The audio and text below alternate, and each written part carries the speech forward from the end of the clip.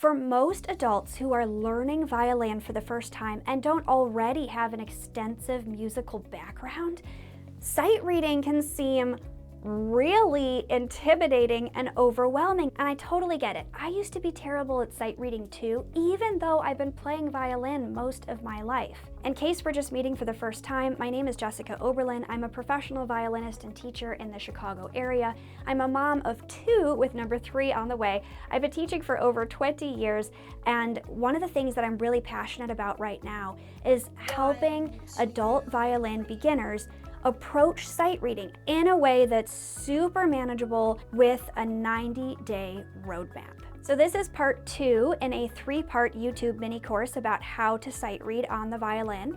In part 1, I showed you where to download free sight reading flashcards and how to recognize all the notes in first position. And then we applied that to creating our first little compositions on the staff.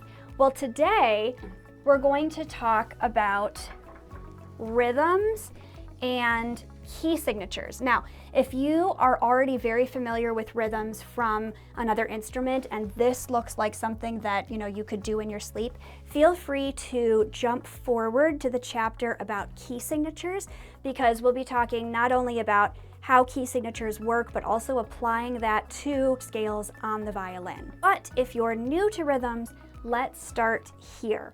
So the first type of note that we're going to talk about today is a whole note. Now, when we were writing our compositions on the staff, we just kind of made them all whole notes. It didn't really matter how long you held them. We were just learning to recognize those notes. But the most basic note that you can have in sight reading is a whole note, and it gets 4 beats. So if we were to clap that, we would clap it like this.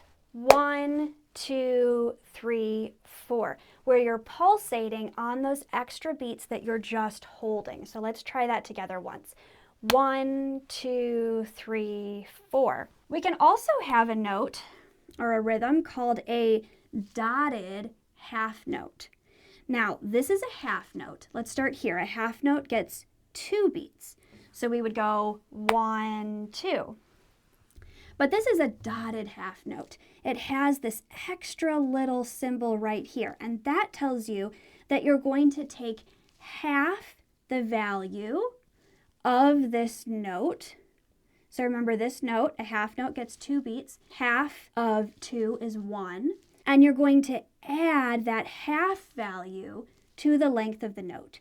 So that means you're going to have your 2 beats plus the half, so half of 2 is 1, equals 3 beats.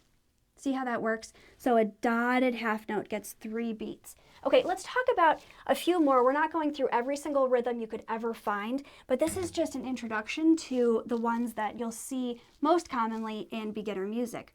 So did you notice that all of these are not filled in? They're all empty on the inside of that note, right?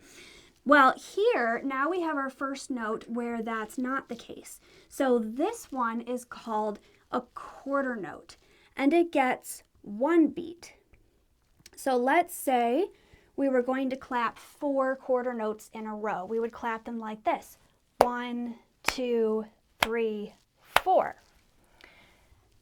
This one over here looks just like the quarter note, except that it has this extra little part here that kind of looks like a flag, right? That's sort of sticking out like that. This is called an 8th note, and an 8th note gets half of a beat, just 1/2 of a beat. Now, when you have 2 8th notes next to each other in music, usually you wouldn't write them like this, where you have each one separately. This is where music starts. Remember in the last video we talked about seeing notes in groups, like the way you read words. You don't sound out every single word you read, right? You learn to see those letters in groups, and you learn to recognize words at a time. Well, this is one of the things in music that helps you do that, to recognize notes grouped together into beats. So these are 2/8 notes next to each other. And instead of writing them like this, we erase these flags and we connect them this way. And yes, it's possible to add more to a point. So for instance, you could even do this, and you would have 4/8 notes in a row. Remember, each one gets a half. So 1/2 plus a half, so that's 1 beat. This would be 1.5 beats, and this would be 2 beats, okay?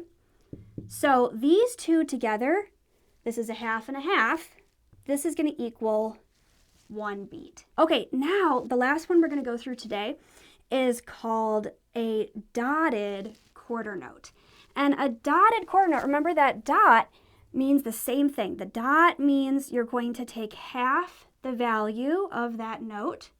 Remember, a quarter note gets 1 beat, so half the value is an 1/8 note. And you're going to add that to the length of the note. So you're going to have 1, your quarter note, plus 1/2, meaning half the length of that note, and you're going to add them together, so the dotted quarter note gets 1.5 beats. By the way, you don't need to be snapping pictures of this with your phone. I do have a reference for you with all of this information included, along with some practice exercises where you can practice doing your sight reading and even watch a video to check that you've understood and done it correctly. I will link that in the description below or the QR code that is somewhere on your screen right now. There's one more thing we need to talk about with regard to rhythms, and that's time signatures, okay? So in music, this is a staff, these 5 lines, that's the musical staff.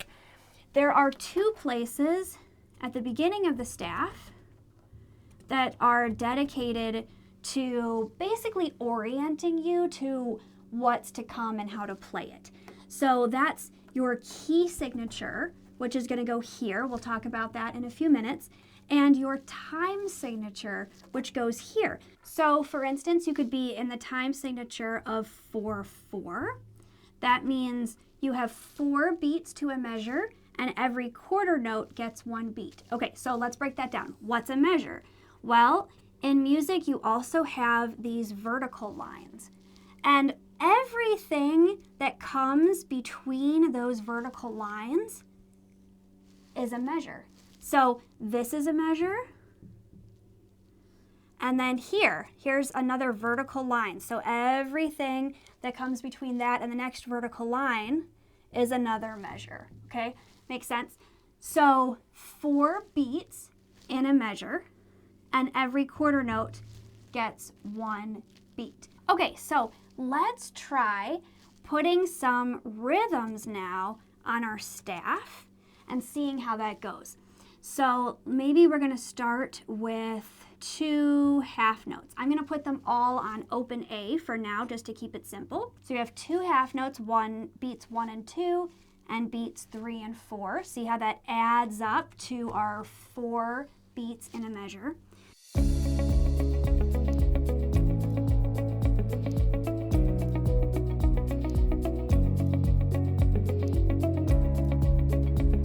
Remember, a whole note gets 4 beats, and we only have 4 beats in a measure, so that whole note takes up the whole measure. So before we play it on violin, let's try clapping it first to make sure that we've really got that rhythm. Now, when you have your 1/8 notes, and there are 2 of them next to each other, we're gonna use the word and over here. That's a common way of indicating that you have a note on that half of a beat, because remember, this is beat 3, and it's only a half beat, and then the other half of beat 3 is over here. So let me show you how to count this measure first. So we're gonna go beat 1, 2, and then we're going to say 3 and 4. Okay, so try that tricky measure along with me here. 1, 2, 3, and 4. Okay, and then remember, for notes like this, where the note is more than 1 beat, we're going to clap for the first beat of that note, And then we're going to pulse for however many more beats that note gets. So for our, maybe we'll start with our whole note. Our whole note is going to look like this. 1, 2, 3, 4, right? You remember that from the other side of the board.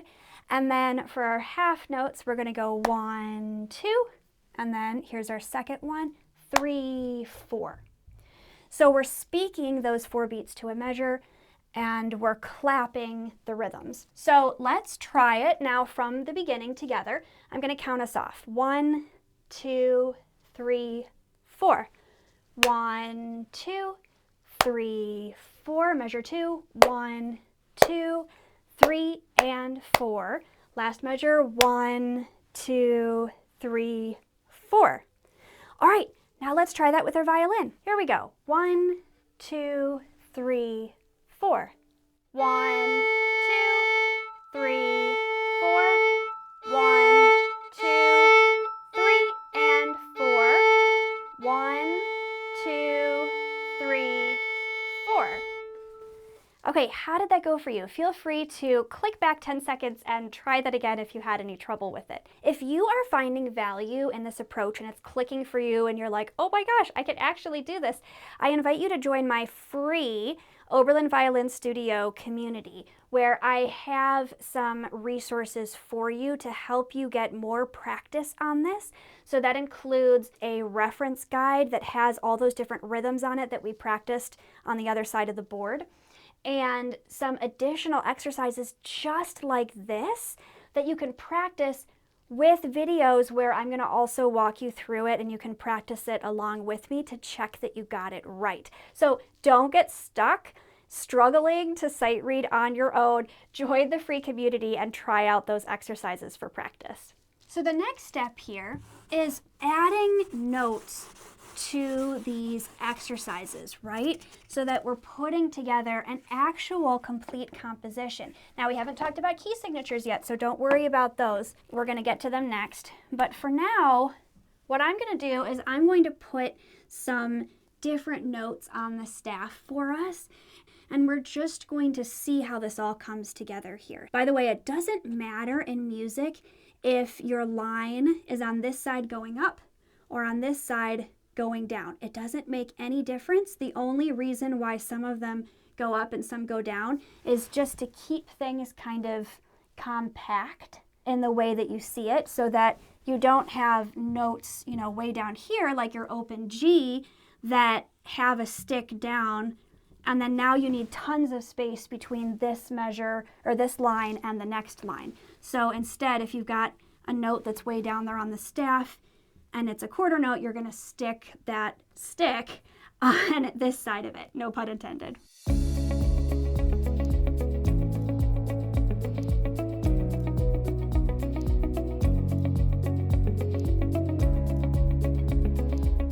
Let's give that a try and see what it sounds like. We'll start from this very first note, which is an open A, and I'm going to count us off. 1, 2, 3, 4. 1, 2, 3, 4. 1, 2, 3, 4. 1, 2, 3, 4. If that felt a little bit tricky, feel free to go back 10 seconds and try it again. Or maybe if you're still kind of struggling with these notes, go back to those flashcards and practice those a little bit longer and then try tackling this. Now let's talk about key signatures. So the nice thing about key signatures is that they're very predictable. The order of the sharps and the flats is always the same order. I'll show you what I mean by that. So we talked about how the time signature goes here. Now the key signature goes here on the staff. And if you don't see any sharps or flats, remember we kind of started to talk about this in the last video, right? So a sharp, just to quickly review, a sharp looks like this. It means bring that note up half a step in pitch. And this is a flat, and that means go down half a step in pitch. So sharp is up, flat is down.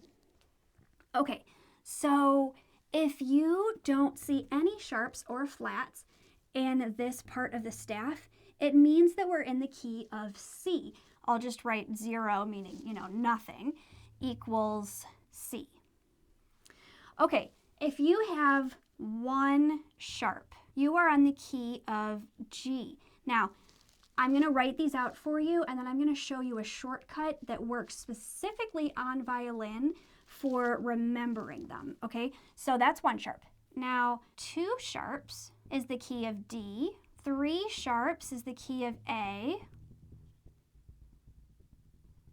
and 4 sharps is the key of E. A really easy way to remember this on your violin is that 1 sharp is the key of G, your lowest string. 2 sharps is your next string, D. 3 sharps is your 3rd string, A.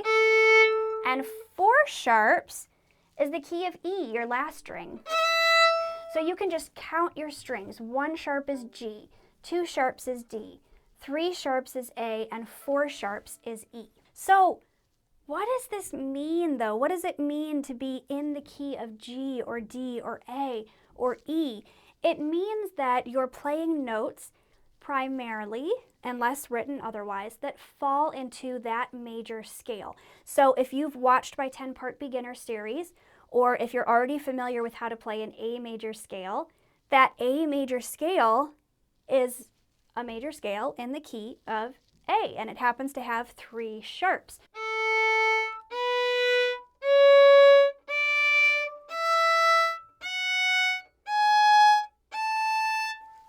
So your G major scale then means you're going to play a major scale starting with your G.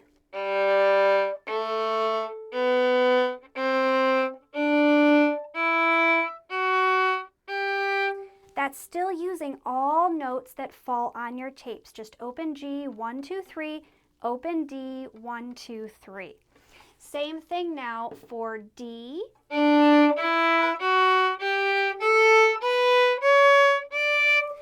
And it would be the same thing for E, except to do that and start on the E string means we're going to have to go up in position.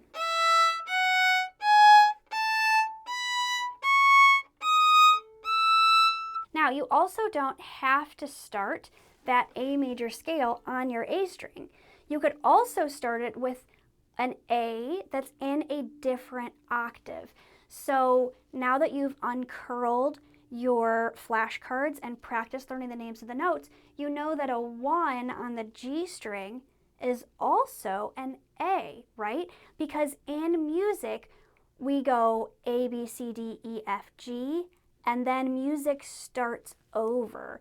And so the next A, B, C, D, E, F, G just continues going higher. So with our A that starts down here with a 1 on the G string, you could also play an A major scale. This time, to keep it major, you'll have to use high 3s.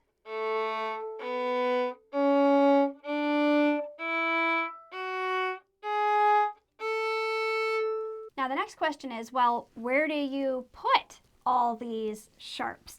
Okay, so when you're in the key of G and you have 1 sharp, that sharp always falls right here, and it's an F. So your key of G uses 1 sharp, and it happens to be an F sharp.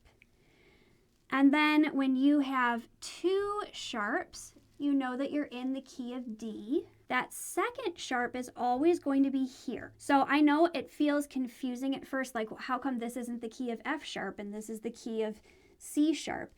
But the good thing that's helpful here to remember is that at least the order of the sharps is always the same. So you would never have, for instance, something like this, a key of 1 sharp where that 1 sharp is a D sharp for some reason.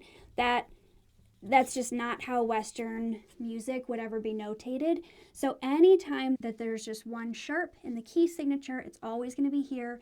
2 sharps means F sharp and C sharp. 3 sharps, so now that's the key of A. That's going to go here. That's going to be our G sharp.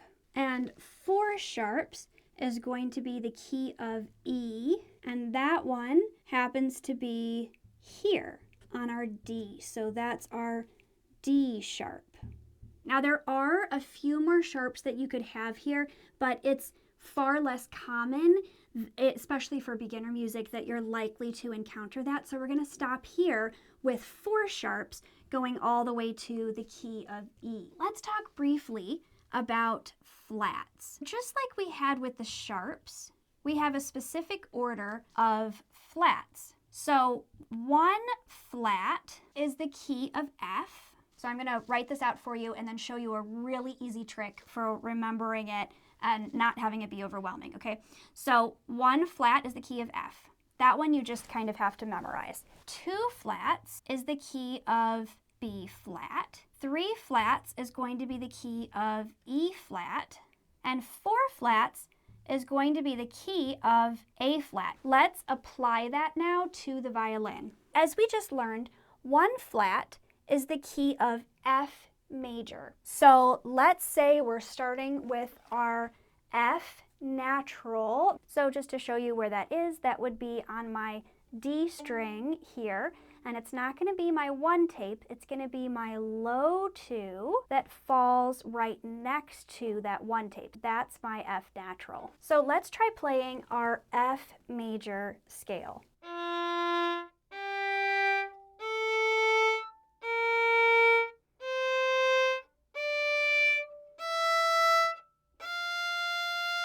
That had a lot of notes that are not on the tapes, right? Now let's give our next one a try. So 2 flats is the key of B flat major. So we can pick any B flat to start on, but let's try the B flat that falls on our A string. Here's open A. B flat is going to be my low 1. So it's not my B natural, which is on my 1 tape. It's lower than that. It's my low 1. So let's try our B flat major scale.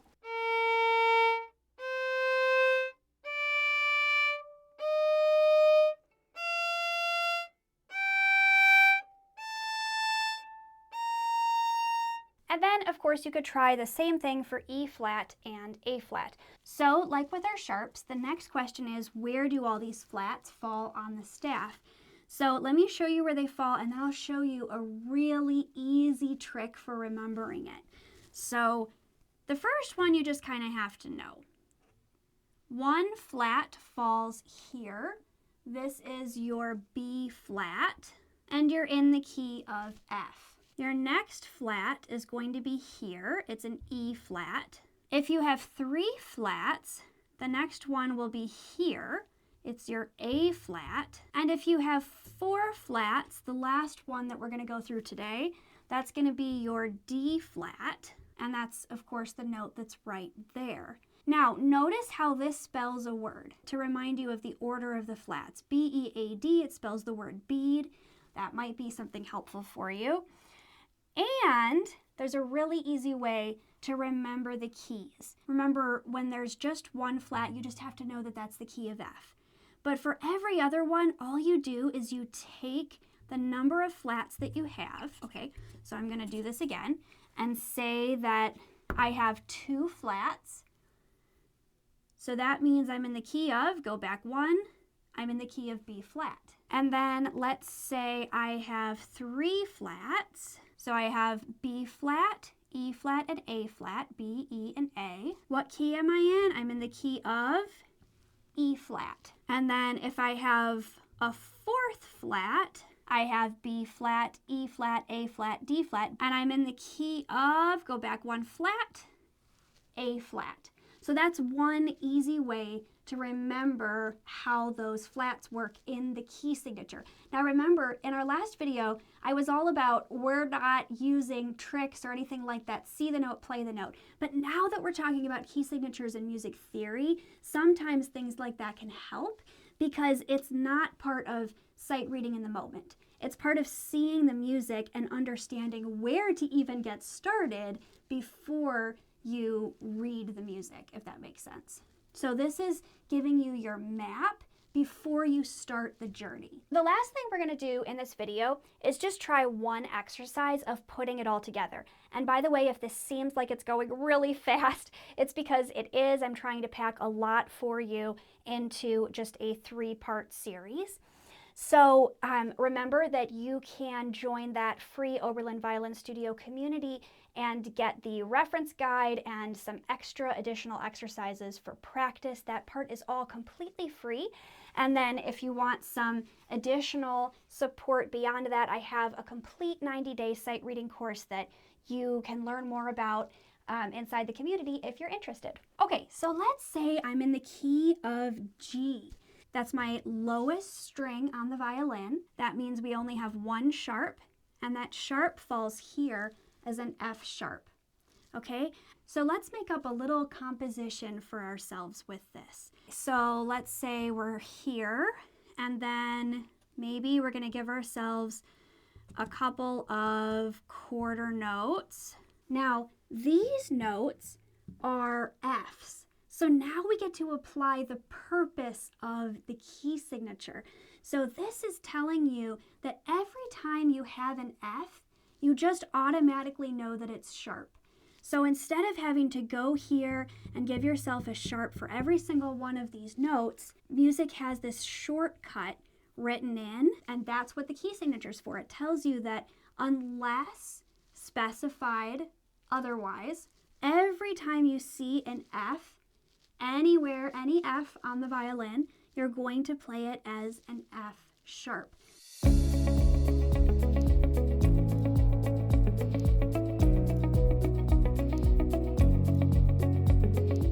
Now notice that this is also an F. It happens to be exactly the same F that you have in your key signature written here. So remember, this is going to be our 1 on the tape. Ooh, this one's going to be fun.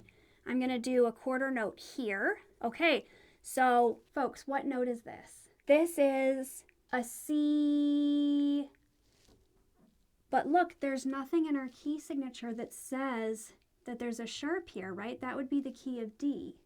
But we're not. We're in the key of G. There's only one sharp. It's only F sharp. So this is going to be a C natural. Remember, this sign means regular, neither sharp nor flat. So this is, I'm just going to write it here for you because this is a little tricky. This is our low 2 on the A string. Low 2 there, okay? Because it's not a C sharp. Now let's say our last note in this measure is going to be an open A, and we'll make that one a quarter note as well. So in terms of beats and rhythms, this is beat 1, 2, and 3, 4. 1, 2, and 3, 4. Okay, and then we're going to end with a whole note G that gets all 4 beats. Okay, this is our biggest challenge of the video, right? Let's give this a try. So we're going to start with our first note here, which is a G, and that's our 3 on the D string. Here we go. 1, 2, 3, 4. 1, 2, 3, 4. 1, 2, 3, 4. 1, 2, 3, 4. Woo! That was a lot of information all at once. Don't get overwhelmed. If you are brand new to sight reading music and you didn't follow along with that, as quickly as I presented it, don't feel bad. I hope this just gives you a sense of what's possible and helps you understand that you can actually do this. You just need a process that goes step by step and shows you those building blocks. You already know how to read words.